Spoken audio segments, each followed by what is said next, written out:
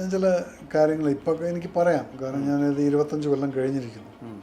അപ്പോൾ ഏതൊരു secret act ആണെങ്കിലും ശരി, 25 കൊല്ലം കഴിഞ്ഞാൽ പിന്നെ അതിന് സീക്രട്ട് ഇല്ല. അതിൽ നിന്ന് എത്ര പാകിസ്ഥാൻ ഓക്യുപ്പൈഡ് കാശ്മീരിൽ നിന്ന് എത്ര പെൺകുട്ടികൾ ദുബായിൽ പോയിട്ട് പല കാര്യങ്ങളും ചെയ്തിട്ട് കാശുണ്ടാക്കിയിട്ട് തിരിച്ചു വരുന്നുണ്ട്. ഞാൻ അവനെന്ന് തന്നെ പറയും. കാരണം ഹീ ഡസൻ ഡിസേർവ് എനിത്തിങ്. കാരണം ഒരു രാജ്യത്ത് കയറി വന്നിട്ട് 30-ഓളം ഇന്നസെൻ്റ് ആൾക്കാരെ കൊല്ലാനുള്ള മാസ്റ്റർ മൈൻഡ് ചെയ്തിട്ട് വന്നിരിക്കുന്ന ഒരുത്തനെ ഞാൻ അദ്ദേഹം എന്ന് പറയേണ്ട ആവശ്യമില്ല. ഈ ഗാലറി മെഡൽ നമ്മൾ മറ്റേ പേട്ട ബജാറിൽ പോയിട്ട് വാങ്ങിച്ചിട്ട് കൊണ്ടുവരുന്നല്ലോ. അത് നെഞ്ച് വിരിച്ച് വന്നിട്ട് തന്നെയാണ് മരിക്കാതിരുന്ന എൻ്റെ ഭാഗ്യം. ഞാനിന്നും അതേ സ്പിരിറ്റിൽ തന്നെയാണ്. ഇതിനകത്തൊരു ഉറി പോലുള്ള അറ്റാക്കിൻ്റെ ആവശ്യമില്ല. ഇതിനെ ശരിക്ക് പുൽവാമ പോലെ ബാലാക്കോട്ട് അറ്റാക്ക് പോലുള്ള എയർ സ്ട്രൈക്കാണ് ബെസ്റ്റ്. നമുക്ക് പാകിസ്ഥാൻ ഓക്യുപ്പൈഡ് കാശ്മീർ അത് നമ്മുടെയാണ്, അത് നമ്മൾ പിടിച്ചെടുത്തിരിക്കുന്നത്. ഇപ്പം ഈ പുൽവാമ അറ്റാക്കിൻ്റെ ഇത് നമ്മളൊരു പടമായിട്ട് എടുക്കുകയാണെങ്കിൽ അവൻ വന്നിട്ട് ഹിന്ദുക്കളെ മാത്രം കാണിച്ചുകൊണ്ട് വെടിവെച്ച് കൊന്നു കാണിച്ചിട്ട് നമ്മളിപ്പോൾ ഈ പറഞ്ഞിട്ടില്ല ഇത് പറഞ്ഞില്ലെങ്കിൽ ആ പടത്തിനകത്ത് എന്തായി, മുസ്ലിം വന്ന് ഹിന്ദുവിനെ വെടിവെച്ച് കൊന്നു ഹിന്ദുക്കളെ നോക്കിയിട്ട് ഇതല്ലേ വരുന്നുള്ളൂ. ഞാൻ പടം കൊള്ളില്ല എന്ന് എവിടെയും പറഞ്ഞു, നിങ്ങളായിട്ടുണ്ടാക്കിയിട്ടുള്ള ന്യൂസുകളല്ലേ ഇതെല്ലാം. പക്ഷേ അതിനകത്തുള്ള കണ്ടൻറ്റ് അതിനെക്കുറിച്ച് ഞാൻ ക്രിട്ടിസൈസ് ചെയ്തിട്ടുണ്ട്. ആ സത്യത്തിനെ മാത്രമാണ് ഞാൻ നോക്കുള്ളൂ. എന്തുകൊണ്ട് നിങ്ങളിത് ചെയ്തു, എന്തുകൊണ്ട് ഇങ്ങനെ ചെയ്തില്ല, ഇതാണ് എൻ്റെ ചോദ്യം. പിന്നെ എനിക്ക് വേറൊരു പ്രശ്നം, ഞാൻ എന്നോട് എത്ര അടുപ്പമുണ്ടെന്നുള്ളത് ഞാൻ അവരോട് കാണിക്കാൻ ആഗ്രഹിക്കുന്നില്ല. പലപ്പോഴും ലാലിൻ്റെ കോളൊക്കെ വരുന്ന സമയത്ത് ഞാൻ എഴുന്നേറ്റ് പോകും. എൻ്റെ അസിസ്റ്റൻ്റുമാരുടെ അടുത്ത് പോലും ഇരിക്കുന്ന സമയത്ത് ഇന്നും പോലെ കോൾ വന്നപ്പോൾ ഞാൻ എടുത്തിട്ട് ഞാൻ ബെഡ്റൂമിൽ പോയിട്ടാണ് സംസാരിക്കുന്നത്. ഇന്നും 3-4 പ്രാവശ്യം ഞങ്ങൾ അങ്ങോട്ടും ഇങ്ങോട്ടും വിളിച്ചിട്ടുണ്ട്. അത് നിങ്ങൾ കോൾ ഹിസ്റ്ററി നോക്കിയാൽ കാണും. ഇതൊന്നും നമ്മൾ പറയേണ്ട ആവശ്യമില്ലായിരുന്നു. കാരണം അത് നമ്മുടെ സ്വകാര്യ, ഞങ്ങൾ തമ്മിലുള്ള ബന്ധത്തിന് അത് എന്താണെന്നുള്ളത് നിങ്ങൾക്ക് ആർക്കും പറഞ്ഞാൽ മനസ്സിലാവില്ല. അത് വാട്സാപ്പ് വഴി ഇംഗ്ലീഷ് പഠിക്കാൻ ഇംഗ്ലീഷ് കഫേ ഉള്ളപ്പോൾ ഇംഗ്ലീഷ് ഒരു വിഷയമേ അല്ല. English cafe presents you the perfect English. English cafe, we present you the perfect English. WhatsApp now 9633388575. ഇപ്പോൾ ഉറിക്ക് പകരം ഇന്ത്യ ചെയ്ത സർജിക്കൽ സ്ട്രൈക്ക് ആണെന്നും പുൽവാമയ്ക്ക് പകരം നമ്മൾ ചെയ്തതൊരു എയർ അറ്റാക്ക് ആയിരുന്നു എന്നൊക്കെ പറയപ്പെടുന്നു. അപ്പോൾ ഇതിനകത്തൊരു ഉറി പോലുള്ള അറ്റാക്കിൻ്റെ ആവശ്യമില്ല. ഇതിനെ ശരിക്ക് പുൽവാമ പോലെ ബാലാക്കോട്ട് അറ്റാക്ക് പോലുള്ള എയർ സ്ട്രൈക്കാണ് ബെസ്റ്റ്. കുറേ ഉണ്ടായിരിക്കും, മറ്റേതൊരു ബാലാക്കോട്ട് മാത്രമേ ഉണ്ടായിരുന്നുള്ളൂ. അപ്പോൾ ഇതിന് കണക്ക് തീർക്കാൻ പോയി കഴിഞ്ഞാൽ കുറേ ഉണ്ടായിരിക്കും. അത് പണ്ടേ പറഞ്ഞിട്ടുണ്ട് മോദി, അമിത്ഷാജി പറഞ്ഞിട്ടില്ലല്ലേ, നമുക്ക് പാകിസ്ഥാൻ ഓക്യുപ്പൈഡ് കാശ്മീർ അത് നമ്മുടെയാണ്, അത് നമ്മൾ പിടിച്ചെടുത്തിരിക്കുക എന്നുള്ളത്. അപ്പോൾ ഇതൊരു ഓപ്പർച്യൂണിറ്റിയാണ്.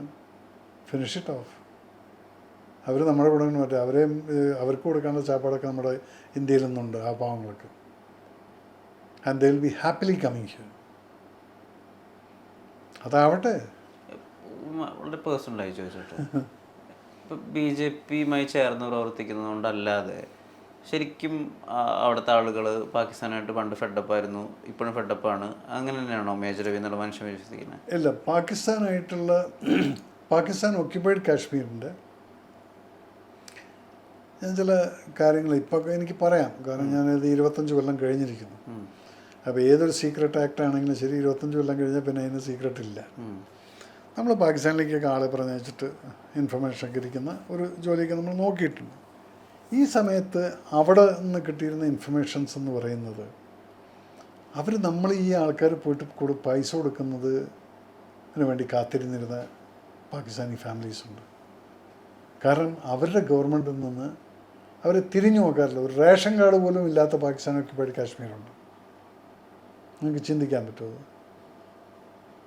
അവർ പാകിസ്ഥാൻ ഓക്യുപ്പൈഡ് കാശ്മീർ ഞങ്ങൾ വിട്ടിരിക്കുകയായിരുന്നു. അതിൽ നിന്ന് എത്ര പാകിസ്ഥാൻ ഓക്യുപ്പൈഡ് കാശ്മീരിൽ നിന്ന് എത്ര പെൺകുട്ടികൾ ദുബായിൽ പോയിട്ട് പല കാര്യങ്ങളും ചെയ്തിട്ട് കാശുണ്ടാക്കിയിട്ട് തിരിച്ചു വരുന്നുണ്ട്. അവർക്കില്ലേ മാനവാഭിമാനമില്ല? എന്തേ? നിവൃത്തിയില്ല, കുടുംബത്തിന് ജീവിക്കാൻ നിവൃത്തിയില്ലാതെ. അങ്ങനെ വരുന്ന സമയത്ത് ഇത് ആക്ച്വലി കാശ്മീർ ആരുടെയാണ്? നമ്മുടെയാണ്. ആ കാശ്മീർ നമ്മുടെ എന്ന് പറയുമ്പോൾ ഇവിടുത്തെ കാശ്മീരീസിനെ അവർ അവിടെ നിന്നും മരണം മുടങ്ങുന്നു കാണല്ലേ? ഇപ്പുറത്തിരിക്കുന്നവരെ അവിടെ നിന്നാൽ കാണാൻ ഇപ്പുറത്തേക്ക്. ഇവിടെ ഇവർ ആഘോഷിക്കുന്നതും അവരുടെ അവിടുത്തെ ജീവിതം കൂടെ ആലോചിക്കുന്ന സമയത്ത് ഇതൊരു BJPയുടെ കൂടെ നിൽക്കുന്നത്. ഞാൻ പണ്ടും ഒരു BJP ചായനുള്ള ആളായിരുന്നു എന്ന് പറഞ്ഞാൽ അതൊരു രാഷ്ട്രബോധത്തിൻ്റെ ഇതിൽ. ഇപ്പം അവരൊരു അപ്പോയിൻമെൻറ്റ് തന്നു എന്നുള്ളതിന് മുകളിൽ എനിക്കതിൽ വലിയ വ്യത്യാസമൊന്നും തോന്നുന്നില്ല. ഞാനിന്നും അതേ സ്പിരിറ്റിൽ തന്നെയാണ്. ഏതായിരുന്നു എൻ്റെ സ്പിരിറ്റ് എന്ന് പറഞ്ഞാൽ രാഷ്ട്രബോധമുള്ള ആ ഒരു ഇത്, അതിന് ഇവിടെ ട്രോളേഴ്സ് എന്നെ സംഗീതം വിളിക്കും അല്ലെങ്കിൽ എന്ന് വിളിക്കും. I don't care. I am a proud Indian and proud patriotic Indian. എനിക്കറിയാം ഞാൻ എന്ത് പറയുന്നുണ്ട്. എനിക്ക് എവിടെ ഒരുത്തിൻ്റെ നുണ പറയണ്ട. ഇപ്പം ഞാനൊരു നുണയനാണെന്ന് പറഞ്ഞ് നടക്കുന്നു. ഞാൻ ഇപ്പോഴും അതിൽ തന്നെ ആ പറഞ്ഞ സ്റ്റേറ്റ്മെൻറ്റിൽ തന്നെ ഉറച്ചു നിൽക്കുന്നൊരു വ്യക്തിയാണ്. എന്നെങ്കിലും നിങ്ങൾ മനസ്സിലാവും. അത് ഒരു പണിയില്ലാതെ ഇങ്ങനെ ഈ യൂട്യൂബും കൊണ്ട് നടക്കുന്നവർക്ക് പലതും എഴുതാം. പലതും ഇപ്പോൾ ഒരാൾക്ക് തെറി വിളിക്കണമെങ്കിൽ അവിടെ ഇരുന്നിട്ട് ഒരു ഫേക്ക് ഐ ഡി ഇട്ടിട്ട് തെറി വിളിച്ചുകൊണ്ടിരിക്കാം. അതിന് നമ്മൾ കാണുന്നില്ല, നമ്മളത് കേൾക്കുന്നില്ല. അതുകൊണ്ട് നീ തന്നെ എടുത്തുകൊണ്ട് വയ്ക്കുമോ ഈ ആറ്റിറ്റ്യൂഡ്. അപ്പോൾ അതുകൊണ്ട് അവിടുത്തെ പാകിസ്ഥാൻ എന്താണെന്നുള്ളത് നമുക്കറിയാമായിരുന്നു. ഇന്ന് അവിടുത്തെ Pakistanis they just want to get a benefit from this government. ഡെഫിനറ്റായിട്ടും ഒരിക്കലും അവർ റിട്ടാലിയേറ്റ് ചെയ്യില്ല. They are very happy. കാരണം അവർക്കറിയാം ഇന്ത്യയിൽ നിന്ന് മുസ്ലിംസിന് കിട്ടുന്ന റെസ്പെക്റ്റ് പല രീതിയിലും പാകിസ്ഥാനിൽ പല സ്ഥലങ്ങളിലും കിട്ടുന്നില്ല. താലിബാനിൽ കിട്ടുന്നുണ്ടോ? ഐ മീൻ ഇവിടെ അഫ്ഗാനിസ്ഥാനിൽ കിട്ടുന്നുണ്ടോ? ഇന്ന് നമ്മുടെ മുസ്ലിം പെൺകുട്ടികൾ അനുഭവിക്കുന്ന ഫ്രീഡം, ഇവിടുത്തത് സഹോദരന്മാർ അനുഭവിക്കുന്ന ഫ്രീഡം, അതവിടെ അഫ്ഗാനിസ്ഥാനിൽ കിട്ടുമോ? ഇപ്പോൾ കുറേ മാറ്റങ്ങൾ വരാൻ തുടങ്ങി. പക്ഷെ പണ്ട് ടോട്ടലി ഒരു കൺഫൈൻഡ് ലോകത്തിലായിരുന്നവർ. മലയാളിയുടെ കേസ് തന്നെ എടുത്തു കഴിഞ്ഞാൽ ഇതൊക്കെ നമ്മൾ കണ്ടുകൊണ്ടിരിക്കുകയല്ലേ. അതൊരു പെൺകുട്ടിയല്ലേ, ആ കുട്ടിക്ക് പഠിക്കണമെന്ന് ആഗ്രഹം ഉണ്ടായിട്ടുള്ള തലയിൽ വെടിവെച്ചിട്ടുള്ള ആൾക്കാരാണ് അവന്മാർ. അപ്പോൾ അവിടുന്ന് ഇതെല്ലാം കണ്ടുകൊണ്ടിരിക്കുന്ന സമയത്ത് ഇന്ത്യയിൽ നമ്മുടെ മുസ്ലിം സഹോദരന്മാരും സഹോദരിമാരും they are very lucky to be here. എമ്പുരാൻ്റെ സംഭവങ്ങൾ മനസ്സിനെ വേദനിപ്പിച്ചോ? ഒരിക്കലുമില്ല. Why should I be? അതിനകത്ത് ഞാൻ കണ്ടിട്ടുള്ള കാര്യങ്ങൾ ഞാൻ സത്യസന്ധമായിട്ട് പറഞ്ഞു. പക്ഷേ ഇനീഷ്യലായിട്ട് ഞാനായിട്ട് പറഞ്ഞിട്ടില്ല. പിന്നെ പലപ്പോഴും പറഞ്ഞു ഞാൻ ആദ്യം പടം നന്നെന്ന് പറഞ്ഞു. അത് നിങ്ങൾക്കിപ്പം ഞാൻ വോയിസ് കേൾപ്പിക്കേണ്ട ആവശ്യമില്ല. മലയ ചേച്ചിയുടെ അടുത്ത് ഞാൻ ചോദിച്ചു, ചേച്ചി എങ്ങനെയാണ് പറഞ്ഞത്? ഞാനിങ്ങനെ അല്ല, രവി എൻ്റെ മോൻ്റെ പടം കൊള്ളൂല എന്നുള്ള പറഞ്ഞിട്ടില്ല, ഞാൻ എവിടെയും പറഞ്ഞിട്ടില്ല എന്നുള്ളത്. അപ്പോൾ ഇതൊക്കെ നിങ്ങളായിട്ടുണ്ടാക്കിയിട്ടുള്ള കുറേ അത് കഴിഞ്ഞിട്ട് മേജർ രവി വാക്ക് മാറ്റും, പടം നല്ലതാണെന്ന് പറഞ്ഞു, എന്നിട്ട് കൊള്ളൂല എന്ന് പറഞ്ഞു. ഞാൻ പടം കൊള്ളൂല എന്ന് എവിടെയും പറഞ്ഞു. നിങ്ങളായിട്ടുണ്ടാക്കിയിട്ടുള്ള ന്യൂസുകളല്ലേ ഇതെല്ലാം. പടം നല്ലതാണെന്നുള്ള ഇപ്പോഴും അത് തന്നെ പറഞ്ഞു. ആ മേക്കിംഗ് വൈസ് യെസ്, പക്ഷേ അതിനകത്തുള്ള കണ്ടൻറ്റ് അതിനെക്കുറിച്ച് ഞാൻ ക്രിട്ടിസൈസ് ചെയ്തിട്ടുണ്ട്. നിങ്ങൾക്കൊരു ഫാക്റ്റ് പറയുന്ന സമയത്ത് പകുതിക്കുന്നതും കാണിക്കില്ലേ? പകുതിക്കുന്നത് കാണിച്ചു കഴിഞ്ഞാൽ നമ്മൾ കൺഫ്യൂസ് ആയി. ഇപ്പം ഈ പുൽവാമ അറ്റാക്കിൻ്റെ ഇത് നമ്മളൊരു പടമായിട്ട് എടുക്കുകയാണെങ്കിൽ അവൻ വന്നിട്ട് ഹിന്ദുക്കളെ മാത്രം കാണിച്ചുകൊണ്ട് വെടിവെച്ച് കൊന്നു കാണിച്ചിട്ട് നമ്മളിപ്പോൾ ഈ പറഞ്ഞിട്ടില്ല ഇത് പറഞ്ഞില്ലെങ്കിൽ ആ പടത്തിനകത്ത് എന്തായി? മുസ്ലിം വന്ന് ഹിന്ദുവിനെ വെടിവെച്ച് കൊന്നു, ഹിന്ദുക്കളെ നോക്കിയിട്ട് ഇതല്ലേ വരുന്നുള്ളൂ. പക്ഷേ അതിൻ്റെ പിറകിലത്തെ കളി എന്താണെന്നുള്ളത് നമ്മൾ പറഞ്ഞു കഴിഞ്ഞാൽ മാത്രമല്ലേ ഈ ഒരു ഫ്രിക്ഷൻ ഉണ്ടാവാതിരിക്കുള്ളൂ. നേരെ മറിച്ച് ആ പടത്തിനകത്ത് കാണിച്ചില്ലെങ്കിൽ ഞാനെന്താ ക്രിട്ടിസൈസ് ചെയ്ത്? ക്രിട്ടിസൈസ് അതിൽ എല്ലായിടത്തും വന്നിട്ടില്ലായിരുന്നു. എന്തുകൊണ്ട് മറ്റേ ഗോദ്ര ഇഷ്യൂ ഫസ്റ്റ് തൊട്ട് ട്രെയിൻ കെട്ടുന്നു തുടങ്ങിയിട്ട് എവിടുന്ന് തുടങ്ങി എവിടുന്ന് അവസാനിച്ചു എന്നുള്ളത് കാണിച്ചിട്ടില്ല എന്നുള്ളത് മാത്രമേ ഉള്ളൂ ക്വസ്റ്റ്യൻ. വേറെ ഒന്നുമില്ല. വേറെ നിങ്ങൾ എന്ത് വേണമെങ്കിലും കാണിച്ചു എന്നുള്ളതാണ്. ഇപ്പോഴും ആ വിഷയം സയന്റിഫിക്കലി പ്രൂവൺ അല്ലല്ലോ. ഏത്? ഇപ്പം പെട്രോൾ പുറത്തുനിന്ന് ഒഴിച്ചോ അകത്തുനിന്ന് ഒഴിച്ചോ, ഇതാര് കത്തിച്ചു, എന്ത് കത്തിച്ചു? പെട്രോൾ പുറത്തുനിന്ന് ഒഴിച്ചോ ഇല്ലെങ്കിലും എങ്ങനെയാണ് അത് സുപ്രീം കോടതിക്കകത്ത് ഒരു കാര്യം പ്രൂവ് ആയിട്ടുണ്ടായിരുന്നു. ആ കമ്പാർട്ട്മെൻറ്റ് 4 ഡോറുകളും പുറത്തുനിന്ന് ചെയിനിട്ട് ഇത് കമ്പിയിട്ട് പൂട്ടി എന്നുള്ളത് അത് പ്രൂവ് ആയിട്ടില്ലല്ലേ. അതുകൊണ്ട് പുറത്തുനിന്ന് പിന്നെ അത് പ്രൂവ് ആയിട്ടില്ല. അതുകൊണ്ടല്ലേ ഈ 36 പേരും ശിക്ഷിക്കപ്പെട്ടത്. സോ അതിനെക്കുറിച്ച് ഇനി നമ്മൾ സംസാരിക്കണ്ട. പക്ഷേ അതുപോലെങ്കിലും നിങ്ങൾ കാണിക്കുക.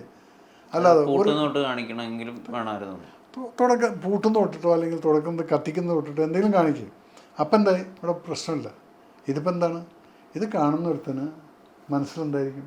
25 വയസ്സുള്ളൊരു മുസ്ലിം പയ്യൻ എന്താ വിചാരിക്കുക? ഓ ഇതാണ് ഗോത്ര അല്ലേ, ഞങ്ങളെല്ലാം ഹിന്ദുക്കൾ വന്ന് വെട്ടിക്കൊന്നു. നിങ്ങൾ കൺഫ്യൂസ് ചെയ്യല്ലേ? അത് അടഞ്ഞു പോയൊരു ചാപ്റ്ററിനെ പിന്നെന്തിനാണ് നിങ്ങളത് തുറക്കാൻ നിൽക്കുന്നത്? ഇവിടെ ഇപ്പോൾ അതാ പിന്നെ അവിടെ കുത്തിപ്പൊക്കാൻ വേണ്ടിയിട്ട് പേൽഗാമിൽ ഇങ്ങനൊരു ഇഷ്യൂ നടക്കുന്നു. അവിടെ എന്തിനാണ് നിങ്ങൾ ഹിന്ദു മുസ്ലിം എന്നുള്ളത് കൊണ്ടുവന്നിരിക്കുന്നത്? സോ ഇന്നത്തെ ഏറ്റവും വലിയ വെപ്പൻ എന്ന് പറയുന്നത് എന്താണ് ഒരു രാജ്യത്തിന് എഗൻസ്റ്റായിട്ട്? The casteism. മതപരമായിട്ടുള്ള സ്പർദ്ധ ഉണ്ടാക്കിക്കഴിഞ്ഞാൽ തമ്മിൽ വെട്ടിച്ചാവും. അതോടെ ശത്രുവിൻ്റെ പകുതി പണി കഴിഞ്ഞു. അതിൽ വീഴാതിരിക്കാനാണ് നമ്മൾ ഓരോരുത്തരും ശ്രദ്ധിക്കേണ്ടത്. ഇതെത്ര പറഞ്ഞു കഴിഞ്ഞാലും അപ്പം മേജർ സംഖ്യയാവും അല്ലെങ്കിൽ RSSകാരനായി BJPക്കാരൻ. No man, I am a human being. ഏറ്റവും ഇഷ്ടമുള്ള സഹപ്രവർത്തകരിൽ ഒരാളായ പൃഥ്വിരാജ്, സഹോദര തുല്യനായ മോഹൻലാൽ, ഇവർക്കെതിരെയാണ് സംസാരിക്കാൻ പോകുന്നത് എന്നുള്ളൊരു ബോധ്യം ലൈവിൽ വരുമ്പോൾ ഞാൻ ഉണ്ടായിരുന്നു. ആർക്കും ഞാൻ എന്തെങ്കിലും അതായത് അവരുടെ ഒരു വർക്കിന് ഓപ്പോസിറ്റ് ആണ്. പക്ഷേ ഞാനൊരു സത്യം പറയുന്ന സമയത്ത് അല്ലെങ്കിൽ എനിക്ക് ഫീൽ ചെയ്തിട്ട് പറയുന്ന സമയത്ത് ഞാൻ അപ്പുറത്ത് നിൽക്കുന്ന ആരാണെന്ന് നോക്കാറില്ല. ആ സത്യത്തിനെ മാത്രമാണ് ഞാൻ നോക്കുള്ളൂ. എന്തുകൊണ്ട് നിങ്ങളിത് ചെയ്തു, എന്തുകൊണ്ട് ഇങ്ങനെ ചെയ്തില്ല, ഇതാണ് എൻ്റെ ചോദ്യം. ഇത് ഞാൻ ചോദിക്കുന്നതിന് മുന്നേ പബ്ലിക് ഓൾറെഡി സോഷ്യൽ മീഡിയയിൽ നിറഞ്ഞു കഴിഞ്ഞിരിക്കുന്നു. പിന്നെ അതിൽ ഞാനൊരു എൻ്റെ വായയായിപ്പോയി. അപ്പോൾ അത് ചോദിക്കുന്ന സമയത്ത് ഞാൻ ചോദിക്കുന്നതല്ല, അത് പബ്ലിക്കിൻ്റെ ക്വസ്റ്റ്യനാണ്. ആ ചോദ്യം തന്നെയാണ് പലയിടങ്ങളിലും ഡൽഹിയിലടക്കം ചോദ്യങ്ങൾ വന്നത്, അല്ലേ? അല്ല വെറും മേജർ രവി പറഞ്ഞിട്ടില്ലല്ലോ അത്. അപ്പം അതുകൊണ്ട് ആ സിനിമ കഴിഞ്ഞു, അത് കഴിഞ്ഞ് അതങ്ങ് പോയി. മറ്റൊരു കാര്യം കൂടി ചോദിച്ചോട്ടെ. നമുക്ക് പലപ്പോഴും പല സ്റ്റേജ് ഇവൻസിലും അല്ലെങ്കിൽ പല പേഴ്സണലായിട്ടുള്ള മേജർ സംസാരിക്കുന്ന സമയങ്ങളിലൊക്കെയും വല്ലാത്തൊരു വാമത്തും അല്ലെങ്കിൽ മോഹൻലാലിൻ്റെ ആരോ ആണ് മേജർ രവി, അതായത് ഒരു ബ്ലഡാണ് മേജർ രവി തോന്നിയിട്ടുണ്ട് പലപ്പോഴും. അതിപ്പോഴും അതുപോലെ തന്നെയല്ലേ? അതിന് യാതൊരു മാറ്റവും വന്നിട്ടില്ല, ഇപ്പോഴും ഉണ്ട്. അത് ഞാൻ അങ്ങനെയുള്ളൊരു പിന്നെ എനിക്ക് വേറൊരു പ്രശ്നം, എന്നോട് എത്ര അടുപ്പമുണ്ടെന്നുള്ളത് ഞാൻ അവരോട് കാണിക്കാൻ ആഗ്രഹിക്കുന്നില്ല. അല്ലെങ്കിൽ ഞാൻ എപ്പോഴും മോഹൻലാലിൻ്റെ കൂടെ അങ്ങനെ നടന്ന് ടി വിക്ക് മുമ്പിൽ അവിടെയുണ്ട് ഇവിടെയുണ്ട് കൂടെ ഉണ്ട്. നോ, ഞാനിപ്പോൾ വിളിച്ചാലും ഫോൺ എടുക്കും. ഇന്നും 3-4 പ്രാവശ്യം ഞങ്ങൾ അങ്ങോട്ടും ഇങ്ങോട്ടും വിളിച്ചിട്ടുണ്ട്. അത് നിങ്ങൾ കോൾ ഹിസ്റ്ററി നോക്കിയാൽ കാണും. ഇതൊന്നും നമ്മൾ പറയേണ്ട ആവശ്യമില്ല ആരോടോ. കാരണം അത് നമ്മുടെ ഒരു സ്വകാര്യ സ്വത്താണ്, അഹങ്കാരമാണ്. അതിനെ നമ്മൾ പബ്ലിക്കിൽ അല്ലെങ്കിൽ നിങ്ങളുടെ മുമ്പിലിരിക്കുന്ന സമയത്ത് ഇപ്പോൾ പലപ്പോഴും ലാലിൻ്റെ കോളൊക്കെ വരുന്ന സമയത്ത് ഞാൻ എഴുന്നേറ്റ് പോകും. എൻ്റെ അസിസ്റ്റൻ്റുമാരുടെ അടുത്ത് പോലും ഇരിക്കുന്ന സമയത്ത് ഇന്നും പോലെ കോൾ വന്നപ്പോൾ ഞാൻ എടുത്തിട്ട് ഞാൻ ബെഡ്റൂമിൽ പോയിട്ടാണ് സംസാരിക്കുന്നത്. അല്ല അവിടെ ഇട്ട് സ്പീക്കർ ഫോണിലല്ല സംസാരിക്കുക. അത് വളരെ ചീപ്പാണ്. അതെന്താണ്, നിങ്ങളുടെ ബന്ധത്തിന് ആഴം കുറവാണ്. അതുകൊണ്ടാണ് ഇങ്ങനെ കാണിക്കുന്നത്. ഒരു ആഴമുണ്ടെങ്കിൽ കൂളായിട്ട് പോകും, അപ്പുറത്തേക്ക് പോയി നിൽക്കും, സംസാരിക്കും. ഞാൻ പണ്ട് ഇതൊക്കെ പഠിച്ചിട്ടില്ല. Sharad Pawar sir defence minister ആയിരിക്കുന്ന സമയത്ത് ഞാൻ എൻ്റെ ഇന്ത്യൻ ആർമിയുടെ ചീഫിൻ്റെ ADC ആയിരുന്നു. അപ്പോൾ ഒരു പാർട്ടിക്ക് വളരെ കുറച്ച് ആൾക്കാരേ ഉള്ളൂ. അപ്പോൾ അതിനകത്ത് ഞാൻ ADC എന്നുള്ളതിലേക്ക് ഞാനും ഉണ്ട് അവിടെ. പെട്ടെന്ന് ഒരു കോൾ വരികയാണ് അദ്ദേഹത്തിന്. ആക്ച്വലി പ്രൈം മിനിസ്റ്ററുടെ കോളായിരുന്നു. അപ്പോൾ എൻ്റെ അടുത്ത് പറഞ്ഞു, आप जरा बाहर जाइए. ആരുടെ കോളാണെന്നൊന്നുമില്ല, നമുക്ക് മനസ്സിലായി കോളാണെന്നുള്ള സീരിയസ് ആണെന്നുള്ളത്. അല്ലാതെ അവിടെ നിന്നിട്ട് പ്രൈം മിനിസ്റ്ററുടെ സ്പീക്കറിലിട്ടിട്ട് എന്തിന് ശരത് പവാർ സാറിന് എന്തിനാണ് എന്നോടത് കാണിക്കുന്നത്? അപ്പം അതുപോലെ തന്നെ നമുക്കിപ്പം ഒരാളുടെ ഒരു ബന്ധമുണ്ടെങ്കിൽ നമ്മളത് മറ്റുള്ളവരടുത്ത് കാണിക്കേണ്ട ആവശ്യമില്ല.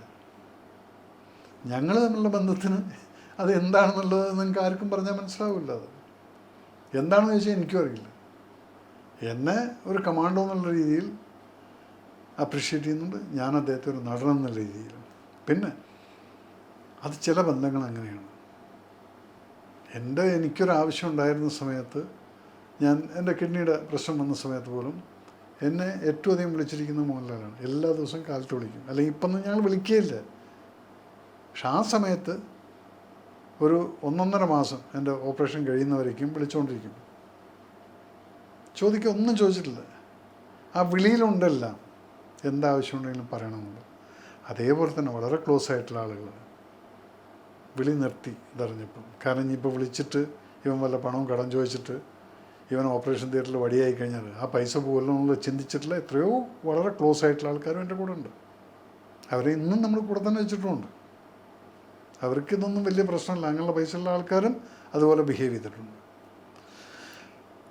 അവിടെയാണ് നമ്മൾ അറിയാതെ ചില ബന്ധങ്ങൾ 6 മാസത്തിലൊരിക്കൽ വിളിക്കുന്ന മുരളിച്ചേട്ടനെ പോലുള്ള ആളുകൾ, മുരളിയാപ്പാലിൻ്റെ അദ്ദേഹത്തെ പോലെ, ഏഷ്യാനെറ്റ് മാധവേട്ടനെ പോലെ വല്ലപ്പോഴൊക്കെ വിളിക്കുള്ളൂ. പക്ഷെ അവർ അറിഞ്ഞിട്ട് ഇങ്ങോട്ട് വിളിക്കുകയാണ്. ഇതാണ് ബന്ധങ്ങളെന്ന് പറയുന്നത്. നമ്മളറിയില്ല അവർ എങ്ങനെയാണ് നമ്മളെ മനസ്സ് വെച്ചിരിക്കുന്നത്. അവർക്ക് നമ്മളിൽ നിന്നൊന്നും ആവശ്യമില്ല. മോഹൻലാലിന് എന്നെ കൊണ്ട് വല്ല ആവശ്യമുണ്ടോ?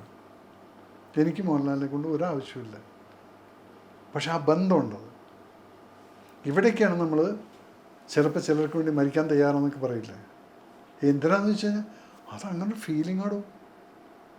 അതിനകത്ത് താഴത്ത് കമൻറ്റ് വരും, ഇയാൾക്ക് മോഹൻലാലിൻ്റെ ഡേറ്റ് കിട്ടും. എനിക്ക് മോഹൻലാലിൻ്റെ ഡേറ്റ് വേണമെങ്കിൽ എപ്പോൾ വേണമെങ്കിലും കിട്ടും. ഇന്നേ വരെ ഞാൻ ആരോടും ചോദിച്ചിട്ടില്ല. നേരെ പോയിട്ട് മോഹൻലാൽ 5 പടം ചെയ്തതും മോഹൻലാലിനെ കാണുന്നു, ആണ് അങ്ങനെ ഒരു തോട്ടുണ്ട്, എന്താണ് അത് കൊള്ളാമല്ലോ, അപ്പം നമുക്ക് പ്ലാൻ ചെയ്യല്ലേ, എന്നാണ് അടുത്ത കഥ കഴിഞ്ഞു. ഞാനീ വാദിച്ചല്ലോ മോഹൻലാൽ പടം കാണാമെന്ന്. എൻ്റെ 5 പടങ്ങൾ മോഹൻലാൽ കണ്ടിട്ടില്ല. ഷാജി കൈലാസിൻ്റെ അടുത്ത് ചോദിക്കും, 8 പടം ചെയ്തിട്ടുണ്ട്, ഞാൻ കാണില്ല. അത് പിന്നെ ഡബ് ചെയ്യുമ്പോൾ അതും ഇതൊക്കെ കാണുന്നതെല്ലാം അപ്പോൾ അതിൻ്റെ പേരിലൊക്കെ കുറേ ക്രിറ്റിസിസൊക്കെ വന്നിട്ടുള്ളത് ആയിക്കോട്ടെ. ചില അമ്മമാരവിടെ കണ്ടു എന്ന് പറയും. ഒരാൾ പടം കണ്ടു എന്ന് പറയുന്നത് എങ്ങനെയാണ്, നമ്മൾ ഡബ് ചെയ്യുന്ന സമയത്ത് ഞാനും കണ്ടിട്ടുണ്ട്. പക്ഷെ ടോട്ടൽ ഒരു ഫസ്റ്റ് കോപ്പി എന്നുള്ളൊരു സംഭവമുണ്ട്. അതൊന്നും നിങ്ങൾക്ക് പറഞ്ഞാൽ മനസ്സിലാവും. അതൊരു സിനിമയുടെ ഒരു ടെക്നോളജിയാണ്. അത് സാധാരണക്കാരന് മനസ്സിലാവില്ല.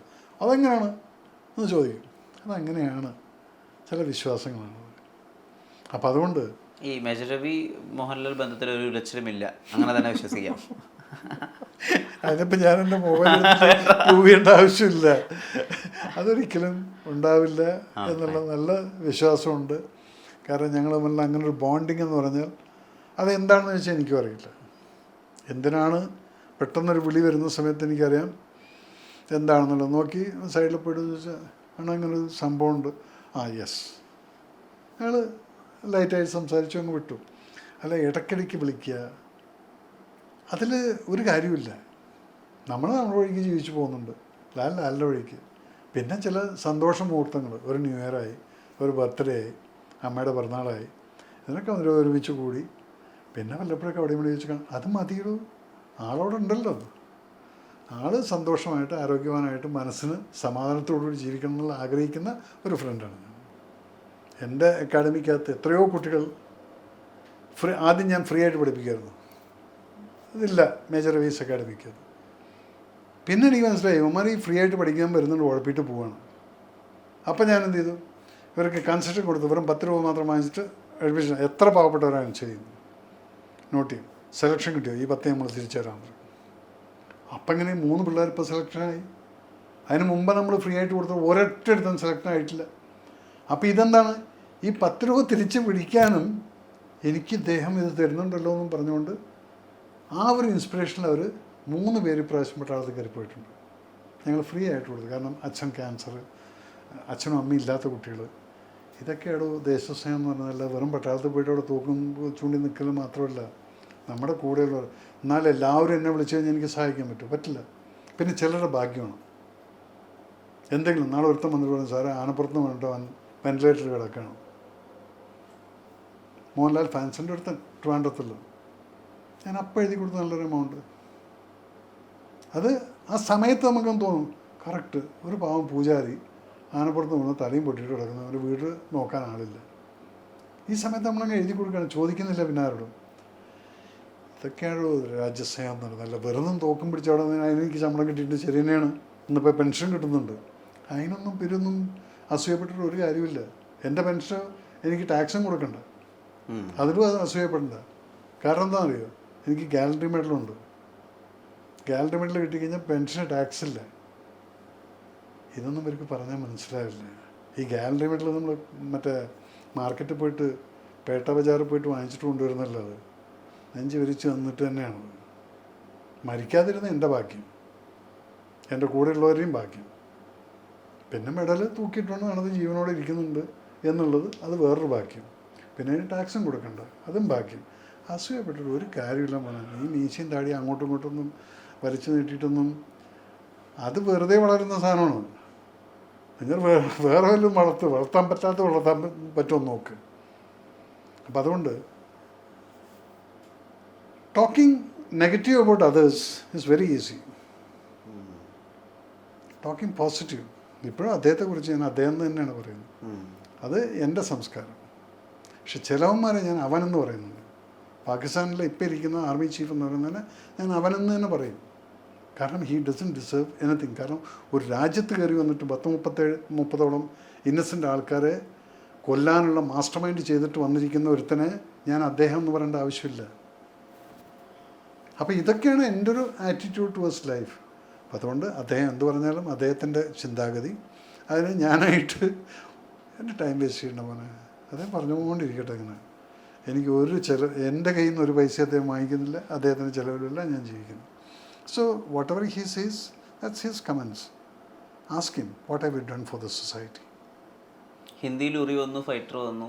മേജർ രവി എന്താ മലയാളത്തിൽ അങ്ങനെ ഒന്നും ചെയ്യാത്തത്? എങ്ങനെ ഹിന്ദിയിൽ ഉറി വന്നു, ഫൈറ്റർ വന്നു. എൻ്റെ മലയാളം ബജറ്റ് എന്ന് പറയുന്നത് എനിക്കൊരു ലിമിറ്റേഷൻ ഉണ്ട്. ഞാൻ ഏറ്റവും വലിയൊരു സിനിമ ചെയ്ത് 10 കോടി രൂപയുടെ 1971 10-20 ടാങ്കുകൾ കൊണ്ടുവന്നിരിക്കും. അത് എൻ്റെ ഇൻഫ്ലുവൻസ് വെച്ചുകൊണ്ടും പട്ടാളത്തിന് എനിക്കറിയാം, ആ ട്രെയിനിങ് സമയത്ത് ഞാൻ ഷൂട്ട് ചെയ്തുകൊണ്ടും അത് നമുക്ക് അഫോർഡ് ചെയ്യാൻ പറ്റി. നേരെ ആ 20 ടാങ്ക്സിന് ശരിക്ക് ഞാൻ ഡിമാൻഡ് ചെയ്ത് എൻ്റെ ഷൂട്ടിങ്ങിന് വിളിച്ചിരുന്നെങ്കിൽ കോടികൾ പോകും. അപ്പോൾ എനിക്കുള്ള പ്രശ്നം എന്ന് പറഞ്ഞാൽ എനിക്കിവിടെ അങ്ങനെയുള്ളൊരു മാർക്കറ്റില്ല. കൊതിപ്പിക്കുന്നുണ്ടോ അങ്ങനെ സിനിമകൾ? ഓബ്വിയസ്ലി നമുക്കെല്ലാവർക്കും അതല്ലേ പറഞ്ഞ ചില ആക്ഷൻസ് രാജുവിൻ്റെ ചെയ്തിട്ടുള്ളത് ഞാൻ പറഞ്ഞതല്ലത്. അത് നമുക്ക് ആഗ്രഹമുണ്ട്, അങ്ങനെ പൈസ നമുക്ക് കിട്ടുമെന്നുള്ളതാണ് ചോദ്യം. അപ്പോൾ അങ്ങനെയില്ലെങ്കിൽ വിടുക, പിന്നെ എന്തെങ്കിലും വരുമായിരിക്കും. അത് വരുന്ന സമയത്ത് നമുക്ക് ചെയ്യാം. ഇല്ലേ ഇങ്ങനെയൊക്കെയാണ് പോട്ടേന്ന്. ഇനി സിനിമ ചെയ്യാൻ പറ്റിയില്ലേ എങ്കിലും എനിക്കൊരു പ്രശ്നമില്ല. കാരണം എനിക്ക് കെട്ടിച്ചു കൊടുക്കാൻ പെൺപിള്ളേരില്ല, എൻ്റെ ഒരു കടബാധ്യതയില്ല എന്നുള്ളതെല്ലാം എൻ്റെ മോനുള്ളതാണ്, ഭാര്യയ്ക്കുള്ളതാണ്. അപ്പോൾ ഞാൻ അവരോടും പറഞ്ഞിരിക്കുന്ന ഒരു കാര്യമുണ്ട്, മോനെ അച്ഛൻ ഇരിക്കുന്നിടത്തോളം കാലം നീ സ്വന്തം കാലിൽ നിൽക്കാൻ നോക്കിക്കോ, ഇല്ലെങ്കിൽ പെട്ടെന്ന് പ്രാർത്ഥിച്ചോ, അപ്പുറം ഒന്ന് പെട്ടെന്ന് വടിയാവണം, എന്നിട്ട് ഈ സ്വത്ത് മുഴുവൻ എനിക്ക് കിട്ടണമെന്നുള്ളത്. അതല്ല എനിക്കൊന്നും ചെയ്യാൻ പറ്റില്ല. ഞാൻ അതിന് മുമ്പ് ഞാനൊന്നും എഴുതി തരില്ല. നീ പ്രാർത്ഥിച്ചോടാ, ഒത്തിരുന്ന് പ്രാർത്ഥിക്കുക, പെട്ടെന്ന് വടിയാവട്ടെന്ന് ഈ പ്രോപ്പർട്ടി എനിക്ക് കിട്ടുമല്ലോ എന്നത്.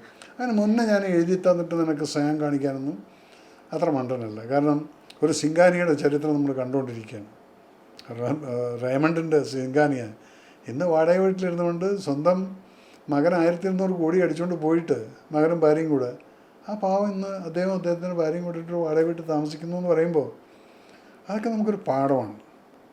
മക്കളോട് നമ്മൾ സ്നേഹം കാണിച്ചോ, പക്ഷെ സ്നേഹം കാണിച്ച് നടുറൂട്ടിൽ വരരുത്. ഞാൻ എൻ്റെ അച്ഛനമ്മയും നോക്കിയിട്ടുണ്ട്, പക്ഷെ അതുപോലെ നമുക്ക് എക്സ്പെക്റ്റ് ചെയ്യാൻ പറ്റില്ല എല്ലാവരെയും. So why should you be showing all this false ലവും എഫെക്ഷനൊക്കെ?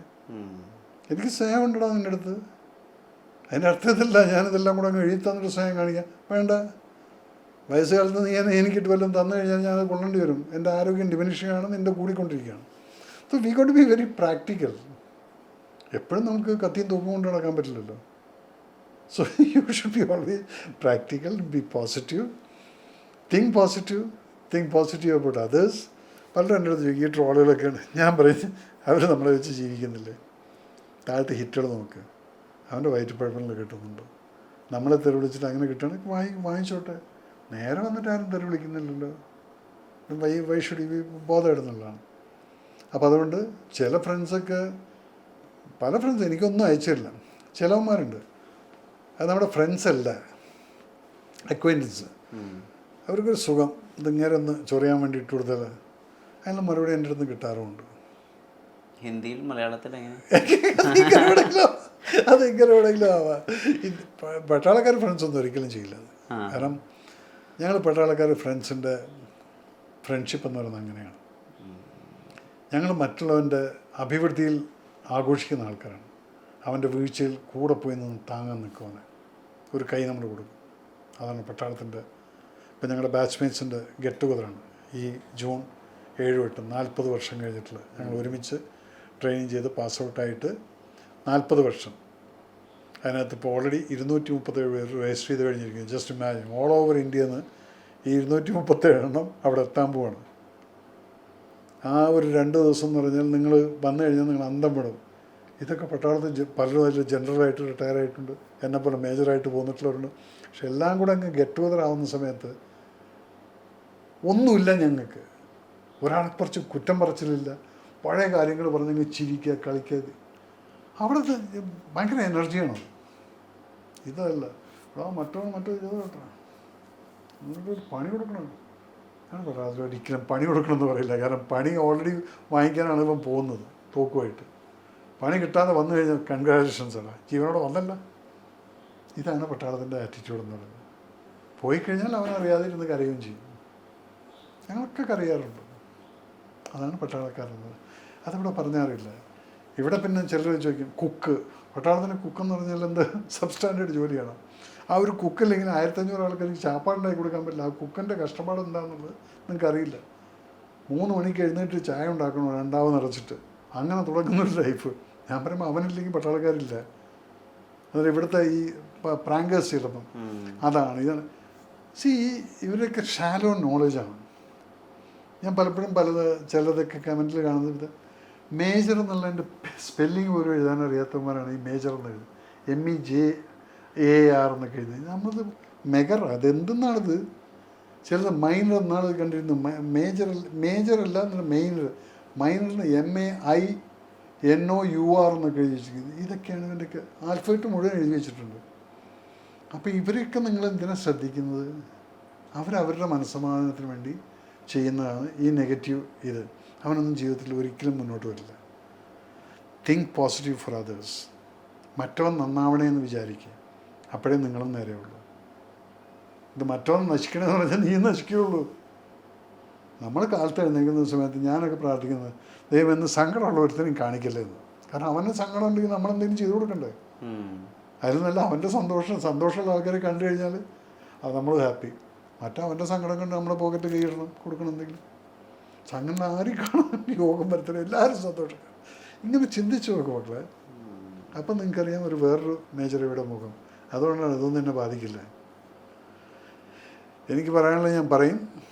അവിടെ ഞാൻ വെച്ചില്ല രാജുവിനെ കുറിച്ചിട്ട് പലരും പറഞ്ഞിട്ടില്ല. എനിക്ക് ഞാൻ അന്ന് അപ്രീഷിയേറ്റ് ചെയ്തതാണ് രാജുവിനെക്കുറിച്ച്. ഇന്നും എനിക്കിപ്പോൾ രാജുവിനെ നേരിട്ട് ഇനിയിപ്പോൾ നാളെ കണ്ടു കഴിഞ്ഞാലും അയടാ, അത്രയേ ഉള്ളൂ. ഇത് വേറെ, ഇതൊരു സംഭവം തന്നെ, വേറൊരു സംഭവം. അതിനെയും പേഴ്സണൽ റിലേഷൻ ഞാൻ ഒരിക്കലും കൂട്ടിക്കൊഴിക്കില്ല. പക്ഷെ ലാല് അത് 3-4 ദിവസം കഴിഞ്ഞപ്പോൾ ഇവിടെ വന്ന് ഞാൻ പറഞ്ഞു എന്തിനിവിടെ ഇല്ലണോ നമുക്ക്. So we had dinner. ഉണ്ട്. അതും കഴിഞ്ഞിട്ട് ഞാൻ കണ്ണൂർക്കും പോയി, അദ്ദേഹത്തിൻ്റെ വീട്ടിലേക്കും പോയി. ഇതൊന്നും റിലേഷൻഷിപ്പ് നിങ്ങൾക്ക് ആർക്കും പറഞ്ഞാൽ മനസ്സിലാവില്ല. നിങ്ങൾ ഈ കാണുന്നതല്ല ആക്ച്വൽ റിലേഷൻഷിപ്പ്. ഇതൊരു മിഥ്യാലോകമാണ്. നിങ്ങൾക്കിതിങ്ങനെ വായിക്കാനും തന്നെയൊക്കെ ആയിട്ട് കുറേ പ്രാങ്കിലൊക്കെ കുറേ സാധനങ്ങൾ കിട്ടും. അപ്പോൾ മേജർ രവിയും മോഹൻലാലും കൂടെ അടിയായി കേട്ടോ, പ്രശ്നമായിട്ടോ. മോഹൻലാൽ ഫാൻസ് മുഴുവൻ അദ്ദേഹത്തെ തെറി വിളിക്കുന്നു. അപ്പോൾ ലാൽ സാർ പോയി കേട്ടോ. നിങ്ങൾ ഊഹാപോഹങ്ങൾ ഉണ്ടാക്കും, നിങ്ങളിങ്ങനെ ആഘോഷിക്കും. അതിൻ്റെ ഇടയിൽ ഞങ്ങൾ പറയില്ല നിന്ന് രണ്ടാളും കൂടെ കണ്ടത് കെട്ടിപ്പിടിച്ച് ഞങ്ങൾ ചിരിക്കും. അതുകൊണ്ട് മറ്റുള്ളവർക്ക് എന്ത് സംഭവിക്കുന്ന relationship that's A different thing. അതിനെക്കുറിച്ച് നമ്മൾ ചിന്തിക്കരുത്. നമ്മളെങ്ങനെ മറ്റുള്ളവർക്ക് വേണ്ടി ഉപകരിക്കുന്ന ഒരു വസ്തുവായിട്ട് മാറുക, ഒരാളായിട്ട് മാറുക. അതുണ്ടെങ്കിലോ you will be the right and happiest person. 68 വയസ്സായിടോ വല്ല വയസ്സും എൻ്റെ മുഖത്ത് കാണുന്നുണ്ടോ? അത് ഈ സന്തോഷം കൊണ്ടാണ്. മനസ്സിലായോ? ഒരു കിഡ്നി മാറ്റി വെച്ച് 5 സ്റ്റെൻഡ് ഇട്ടിട്ടുണ്ട്, എന്നിട്ട് എൻ്റെ കയ്യിൽ വല്ല കുറവും കാണുന്നുണ്ട്. ആൾക്കാർ ചോദിക്കും, സാറിൻ്റെ ആരോഗ്യമെല്ലാം കുഴപ്പമില്ലല്ലോ. അവൻ അന്ന് കാൽക്കുലേറ്റ് ചെയ്തിട്ടുണ്ടായിരിക്കും, ഇതിപ്പോൾ വടിയാവും. എന്നെ ഒരാഴ്ച കൊന്നല്ലോ നിങ്ങൾ. ഒരു ദിവസം ന്യൂസ് വന്നില്ലേ, മേജർ രവി മരിച്ചു, എൻ്റെ ഫ്രണ്ട്സൊക്കെ എൻ്റെ വൈഫിനൊക്കെ. അപ്പം ഞാൻ മരിച്ച് ജീവിച്ചു. അതെന്താണെന്നറിയോ? ഇതാണ് കള്ളുടി. പലരും ഈ കമൻറ്റ് കാണാം, വിശ്വസിക്കാൻ പറ്റുന്നില്ല, ഇയാൾ ഇത്രയും കാലം സർവീസ് ചെയ്തു, ഇയാളെന്നൊക്കെ ഇരിക്കും, എന്നിട്ട് കള്ളു കുടിക്കില്ല. അത് താൻ വിശ്വസിക്കണ്ടെന്ന്. ഞാൻ കുടിക്കില്ല. ഇപ്പം നിങ്ങൾ ഈ സമയത്തല്ലേ വന്നത്, ഞാൻ കുടിച്ചിട്ടുണ്ട്. എൻ്റെ വീട്ടിൽ സാധനമൊക്കെ ഉണ്ടായിരിക്കും. അപ്പം അത് നമ്മുടെ ഇഷ്ടമാണ്, നമ്മുടെ ജീവിതം എങ്ങനെ കൊണ്ടുപോകണം എന്നുള്ളത്. ഞാൻ പിന്നെ അഭിനയപ്പെടുന്നത് ഓടിക്കേണ്ടതും കൂടെയായിരുന്നു സമയത്തിൻ്റെ പേരിൽ. കാരണം ഞാൻ പറഞ്ഞു 8 മണിയായി കഴിഞ്ഞാൽ പിന്നെ ഞാനൊന്ന് റിലാക്സ് ചെയ്ത് പുറത്തൊക്കെ ഇരുന്ന് 9-9 ആകുമ്പോൾ ഞാൻ കുറച്ച് മൊബൈൽ നോക്കി കിടന്നുറങ്ങും. അതാണ് അവിത വന്നപ്പോൾ കുഴപ്പമാക്കിയത്. സാറില്ല, പഴയ അക്വൈൻറ്റൻസ് ആയതുകൊണ്ട് തിരിച്ചു വിളിച്ചു. ഇല്ലെങ്കിൽ ഞാൻ ഓടിച്ചിരുന്നു എന്നോട്. ഒരു കൺസിഡറേഷൻ. പിന്നെ ഒരു പെൺകുട്ടി, അതിലാണ് ഏറ്റവും വലിയ പ്രശ്നം. ഒരു പെൺകുട്ടീനെ നമ്മൾ മനസ്സ് വേദനിപ്പിച്ചിട്ട് പുറത്തേക്ക് പറഞ്ഞയക്കാൻ പാടില്ല. എനിക്ക് പെൺകുട്ടികളില്ല, എനിക്ക് സിസ്റ്റേഴ്സും ഇല്ല. അപ്പോൾ അതിലൊരു സ്പെഷ്യൽ ഫീലിംഗ് ഉണ്ട്. ഇവിടെയുള്ള ആളുകൾക്കൊക്കെ ഞാൻ ആ ഒരു കൺസിഡറേഷൻ കൊടുത്തിട്ടുണ്ട്. അതിൻ്റെ മുകളിൽ തിരിച്ച് വിളിച്ച്, എന്നിട്ട് നിങ്ങളറിയാതെ ഇവിടെ വിരട്ടിക്കൊണ്ട് നിർത്തിയിരിക്കുക. നിങ്ങളൊക്കെ താഴത്ത് റെഡി ആയിരുന്ന സമയത്ത് ഇവിടെ ഇങ്ങനെ വിറപ്പിച്ച് നിർത്തിയിരിക്കുന്നത്. എന്നിട്ട് പറഞ്ഞു, സാറേ എനിക്ക് ആകെ പേടിയാവുന്നു പറഞ്ഞു. ഇതൊക്കെ ഒരു ജീവിതത്തിൻ്റെ പാട്ടാണ്. ചില റിലേഷൻഷിപ്പൊക്കെ അങ്ങനെയാണ്. ഇപ്പോൾ 8 മണിക്ക് കിടക്കേണ്ട ആൾ ഞാനിപ്പോൾ എനർജി ആയിട്ടിരുന്ന് സംസാരിച്ചുകൊണ്ടിരിക്കുന്നു. അതെങ്ങനെയാണത്? വെൻ യു ഗെറ്റ് ഇൻവോൾവ്, നിങ്ങളുടെ സങ്കടങ്ങളെ നിങ്ങൾ ഒരിക്കലും മറ്റുള്ളവരുടെ അടുത്ത് പറയരുത്. ഒരാൾക്കും ഇൻട്രസ്റ്റ് ഇല്ലടോ. തനിക്ക് സങ്കടം ഉണ്ടെങ്കിൽ അത് കേൾക്കാൻ സന്തോഷമുള്ള ആൾക്കാരാണ് അപ്പുറത്ത്. അപ്പോൾ അതുകൊണ്ട് തൻ്റെ സങ്കടം പറയരുത്. സന്തോഷമായിട്ട് പോസിറ്റീവായിട്ട് സംസാരിക്കപ്പെടും. അപ്പോൾ മറ്റവൻ താണുപോയി, ഡൗണായി, ഇയാളിത് വീണില്ലല്ലോ പണ്ടോറും. അങ്ങനെ ഇരിക്കണം.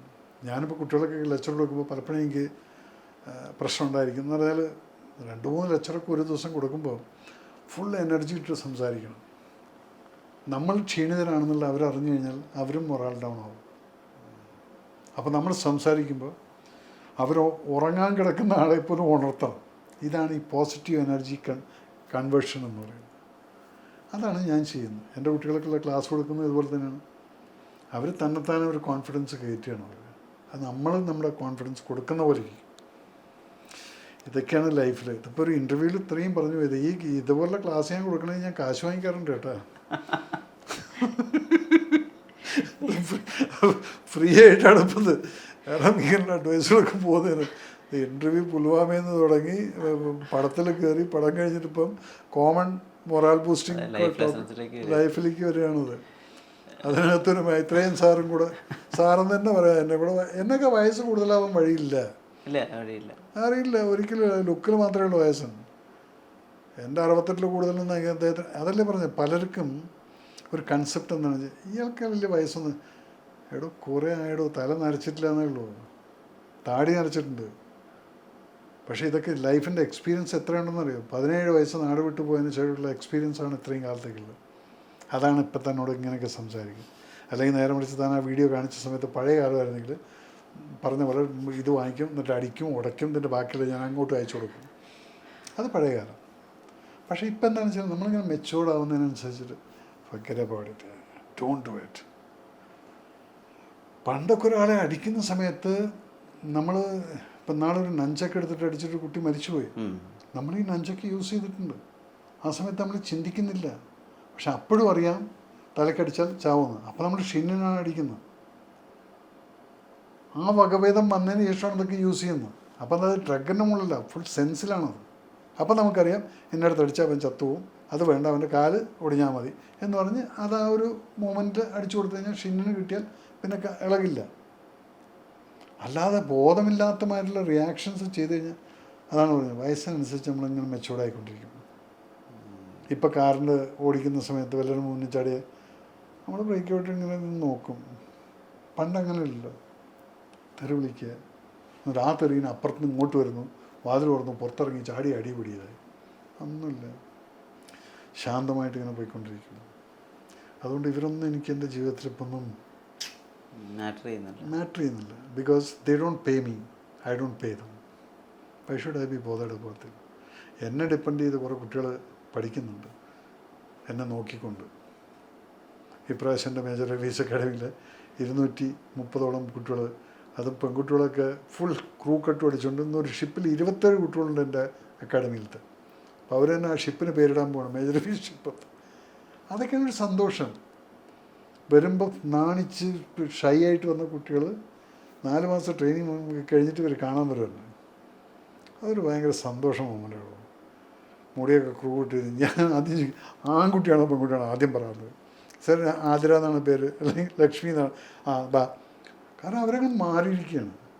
നമ്മൾ ട്രെയിൻ ചെയ്തിട്ട് അങ്ങനെ കുട്ടികളെ ആ ജീവിതത്തിൽ കാണുന്നത് അവരുടെ കോൺഫിഡൻസ്, എന്തിനേയും ഫേസ് ചെയ്യാനുള്ളൊരു കോൺഫിഡൻസ് ആ കുട്ടികൾ കാണുകയാണ്. അതാണ് വേണ്ടത്. അപ്പം അങ്ങനെ നല്ല കാര്യങ്ങളൊക്കെ ചെയ്ത് മുന്നോട്ട് പോയി. ഇതൊക്കെ ഒരു പണിയില്ലാത്തവർക്കുള്ള പണിയില്ല. ഇതൊക്കെ വല്ലവനെ കുറിച്ചും എല്ലാം പറയാം. ഇത് ഞാൻ മോഹൻലാലിന് പഠിച്ചിട്ടുള്ള കാര്യമാണ്. മോഹൻലാലിൻ്റെ അടുത്ത് നിങ്ങൾ പോയിട്ട് ആരെക്കുറിച്ചെങ്കിലും നിങ്ങൾ കുറ്റം പറ. എത്ര വലിയ ശത്രുവാണെന്നുള്ളത് നമ്മൾ പറഞ്ഞിട്ട് ആണോ അയാളിങ്ങനെ പറയാം, എന്താണ് അയാൾ അങ്ങനെയൊന്നും പറയില്ല. ഇതാണ് അതെന്ന് ഞാൻ പഠിച്ചിട്ടുണ്ട്. ഒരിക്കലും മറ്റുള്ളവരെ കുറിച്ചുള്ള കുറ്റം നമ്മൾ പറയരുത്. എനിക്ക് ആ ആളായിട്ട് നല്ല ബന്ധമായിരിക്കും. അപ്പോൾ താൻ എൻ്റെ അടുത്ത് വന്ന അയാളെക്കുറിച്ച് പറഞ്ഞു കഴിഞ്ഞാൽ വൈ ഷുഡ് ഐ ലിസൺ? നിങ്ങൾക്ക് അവർക്കും തമ്മിലുള്ള പ്രശ്നമല്ലേ, അത് നിങ്ങൾ പറഞ്ഞു തീർത്തോ, എന്നോട് പറയണം, എനിക്ക് അയാൾ ഇഷ്ടമാണ്. ഇതാണ് നമുക്ക് പലതും പഠിക്കാനുണ്ടോ. അപ്പോഴാണ് നമ്മളൊരു സാത്വികനായിട്ടുള്ള മനുഷ്യനായിട്ട് മാറുന്നത്. അവിടെ നിങ്ങൾക്ക് ബാക്കിയൊന്നും മാറ്റർ ചെയ്യില്ല. ഈ മലയാള സിനിമയിൽ അതുവരെ ഈ ചായക്കടയിലൊരു കോമഡി പീസായിരുന്നു പട്ടാളക്കാരൻ. അത് മാറിയതിൽ സാറിൻ്റെ സിനിമകളായ കീർത്തിചക്ര, സംശയമില്ല, ആൻഡ് കുരുക്ഷേത്ര, എല്ലാ പടങ്ങളിലും. കാരണം അത് പട്ടാളക്കാരനെ പറയാറുണ്ടല്ലോ, എടാ നിൻ്റെ പടം വന്നതിന് ശേഷം നമ്മളൊരു ഓഫീസിൽ പോയി കഴിഞ്ഞാൽ ഒരു ചെയർ കിട്ടുന്നുണ്ട്, ഒരു പോലീസ് സ്റ്റേഷനിൽ കയറി കഴിഞ്ഞാൽ അവർ മേജറാണ് അല്ലെങ്കിൽ കേണലാണെന്ന് പറയുന്ന സമയത്ത് അവർ റെസ്പെക്റ്റ് ഇടും. മറ്റ് പണ്ടൊന്നും അത് ഉണ്ടായിരുന്നില്ല. ഒരു കോമഡി ക്യാരക്ടറായിരുന്നു അത്. കീർത്തിചക്ര വളരെയധികം നല്ലൊരു ഭാഗം അതിനെ എഫക്റ്റ് ചെയ്തിട്ടുണ്ട്.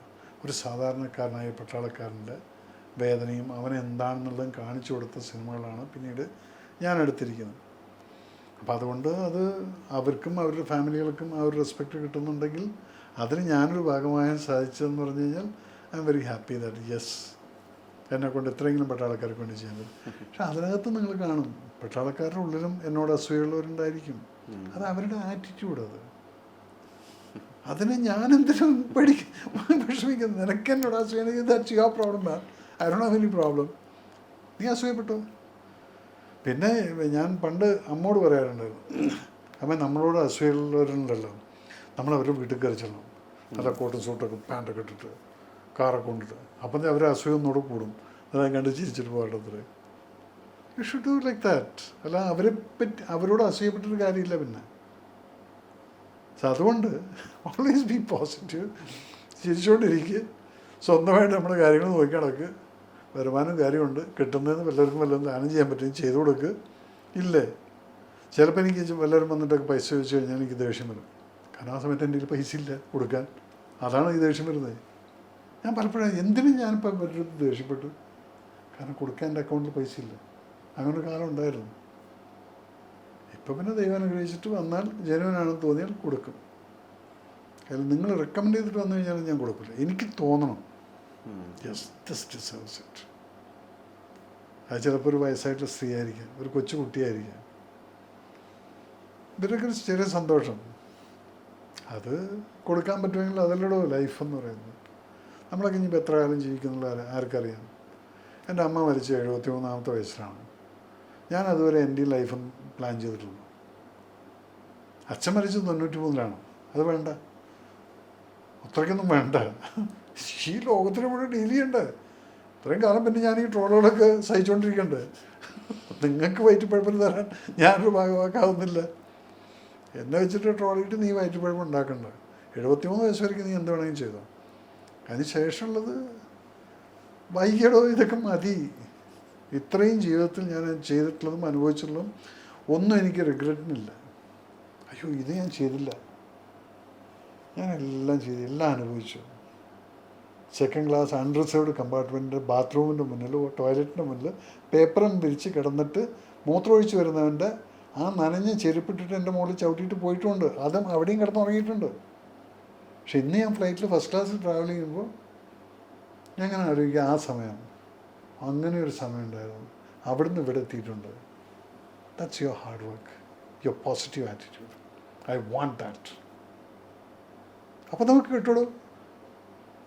അല്ലാതെ നീ ഇവൻ ആങ്കർ കൊണ്ടുവരണമെങ്കിൽ എന്നെക്കൊണ്ട് ഇത് പറ്റണമില്ല. മനസ്സിലായ? ലുക്ക് മാറി. നേരെ വിളിച്ച് എന്നെ കൊണ്ട് സാധിക്കുന്ന പറയുമ്പോൾ ചിരിച്ചോടെ പറയും. മറ്റത് മുഖം മാറിയതില്ല. അങ്ങനെ തന്നെയാവും പിന്നെ ശരീരം. ഒന്നും ചെയ്യാൻ പറ്റില്ല. നമ്മളപ്പുറത്ത് ചിരിച്ചോടെ പോയിക്കൊണ്ടിരിക്കും. അപ്പം അതുകൊണ്ട് നിങ്ങൾ എൻ്റെ താഴത്ത് കമൻ്റ് ഇടുന്നവരോട് ഞാൻ എത്രേ പറയുള്ളൂ, ഞാൻ ആരാണെന്നുള്ളത് എനിക്കറിയാം, എനിക്ക് മോഹൻലാൽ ആരാണെന്നുള്ളത് എനിക്കറിയാം, ഞങ്ങളുടെ റിലേഷൻഷിപ്പ് പലരുമായിട്ടുള്ളത് എന്താണെന്നുള്ളത് നമുക്കറിയാം. അത് തന്നോടൊന്നും പ്രൂവ് ചെയ്യേണ്ട ഒരു കാര്യമില്ല. ഞങ്ങളിങ്ങനെ പോയിക്കൊണ്ടിരിക്കും. നിങ്ങൾ മണ്ടന്മാർ തെറി വിളിച്ചുകൊണ്ട് ഇങ്ങനെ ഇരിക്കും. നിങ്ങൾക്ക് യോഗ അതാണ്. കുറുക്കന്മാർക്ക് ഓരിയിടാനേ അറിയുള്ളൂ, അവർക്കും വർത്തമാനം പറയാൻ അറിയില്ലല്ലോ. അപ്പോൾ പിന്നെ അവരെ ഓരിയിടാൻ വിടും. ക്ഷുഭിതനായൊരു മേജർ രവിയെ പ്രതീക്ഷിച്ച വന്ന് ക്ഷമാശീലനായ മേജർ രവിയെ കിട്ടിയ സന്തോഷം.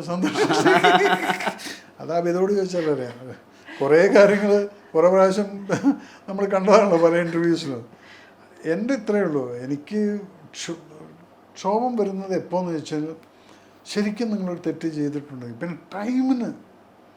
പിന്നെ ഞാൻ അങ്ങനെ ആലോചിച്ചു, നിങ്ങളോട് തിരിച്ചു പോകാൻ പറഞ്ഞു. പിന്നെ അഭി പറഞ്ഞു വഴിയിൽ മഴയായിരുന്നു സാറേ. അതിൽ ശരിയാണ്, മഴ നിങ്ങളുടെ കുറ്റമില്ലല്ലോ. അതാണ് ഞാൻ അപ്പം തന്നെ തിരിച്ചു വിളിച്ചു. വാ. എനിക്ക് പെട്ടെന്നാണ് ചേഞ്ചും ഇത് വരുന്നത്. പെട്ടെന്ന് ഞാൻ ക്ഷുഭിതനാവും. അതേ സമയത്ത് ഞാൻ ചിന്തിക്കും, ഡിഡ് ഐ ഹേർട്ട്? ഞാൻ അവളെ വേദനിപ്പിച്ചോ? ഞാനായിട്ട് വേദനിപ്പിക്കരുത്, തിരിച്ചു വരാം. അപ്പം നിങ്ങൾക്ക് വേണ്ടിയിട്ട് ഞാൻ എൻ്റെ ഉറക്കവും കളഞ്ഞ് ഇതാ 10 മണിയായി. മറ്റത് 10 മണിക്ക് ഞാൻ ബെഡിൽ കയറുന്ന ആളാണ്. അത് കഴിഞ്ഞ് ഇനിയിപ്പോൾ കയറി ഒന്ന് ഫ്രഷായി കയറി കിടക്കുമ്പോൾ ഇന്ന് 11 മണിയാവും. എൻ്റെ ഭാര്യനെ 5 മണിക്ക് എയർപോർട്ടിൽ കൊണ്ടുവിടാനും പോകണം നാളെ. അതാണ് അബി വൈഫിനെ കാണണം എന്ന് പറഞ്ഞിട്ട് വന്നിട്ടും അവൾ കയറി കിടന്നുറങ്ങി. അവൾ ബുദ്ധിമതി. 8 മണിയായപ്പോൾ അവൾ കയറി കിടന്നുറങ്ങി. അപ്പം അതുകൊണ്ട് ഞാനിങ്ങനെയാണ്, വേണമെങ്കിൽ എന്നെ സഹിച്ചോ, അല്ലെങ്കിൽ ഞാൻ ജീവിച്ചിരിക്കുന്നിടത്തോളം കാലം നിങ്ങൾ സഹിക്കന്നെ, അല്ലാതെ വൃത്തിയില്ല. അല്ലെങ്കിൽ ഞാൻ നേരത്തെ പറഞ്ഞില്ലേ, പെട്ടെന്ന് ഇളന്ന് വടിയാവട്ടെ എന്നുള്ളത് പ്രാർത്ഥിച്ചുകൊണ്ടിരിക്കുക. അങ്ങനെയും വടിയാവില്ല. അതും എനിക്കറിയാം. എനിക്ക് എൻ്റെ സമയമുണ്ട്. അതുകൊണ്ട് let us all live happily and ഇതിനൊക്കെ ഒന്നും സമയം കൊടുക്കണ്ട. അവരൊക്കെ പലതും പറയട്ടെ, അവർ പറഞ്ഞുകൊണ്ടിരിക്കട്ടെ. നമുക്ക് ചിരിച്ച് കളിച്ചിങ്ങനെ പോകാടോ, വേറെ ഒന്നുമില്ല. ഇനി എന്തുള്ളത് ജീവിതത്തിൽ? ചാപ്പാട് വെച്ചോ, അല്ലെങ്കിൽ വല്ലതും ഉണ്ടായി തരാൻ പങ്കാളിയോട്. നിങ്ങൾ കഴിച്ചിട്ട് പോയിക്കോ, ഞാൻ കയറി കിടക്കും.